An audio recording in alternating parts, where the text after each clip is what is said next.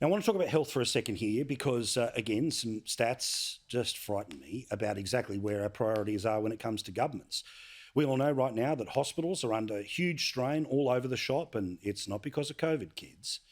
And we also know that the answer sadly lies with the same people that have caused the problem, including all the current premiers, the current Prime Minister, governments of all stripes for a long period of time. Why do I say this? Because according to a whole collection of sources that we had a look at here that basically feed back into state budgets all over the shop, right? The federal government this year will spend $104 billion on health.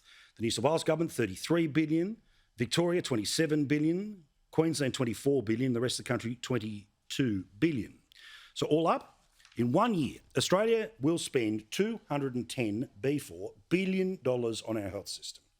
Yes, that's everything from Medicare to ambulances and all in between. And speaking of those ambulances, remember 33 people died when the Victorian government was unable to have a functioning O system, yet despite everyone saying health matters, that government was sadly re-elected. Well, I hope some more people pay attention here to a report that came out today from the AMA, which actually shows a huge amount of hospitals in this country are not serving people, even when you get to the emergency ward, in the minimum time that they've all agreed to take care of people. If you simply have a look here, that 85% on time, that's 159 of the more than a couple of hundred that they had a look at here. For the non-urgent or so-called elective surgeries, again, the extreme majority of people having to wait way beyond the minimums that are in place.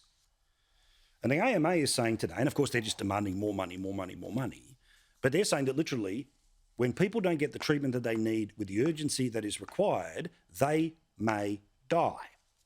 Now, they may not die because of the heart attack that clearly will be treated very quickly, but they may well end up dying of a condition that got worse because of the delay in being able to get access to the hospital system.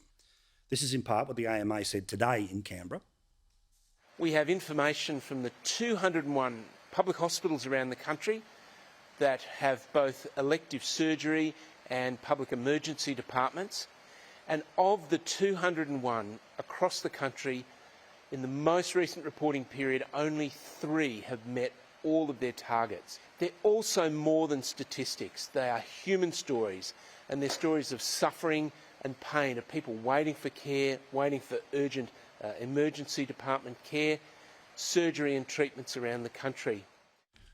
Three of the 201 hospitals that they had a look at that basically met the standards that they set for themselves. This is despite spending $210 billion. There'll be a meeting of state premiers and the Prime Minister again this week, and they'll pretend throwing money at it fixes the problem. Well, clearly, if $210 billion doesn't fix the problem, maybe the problem ain't money.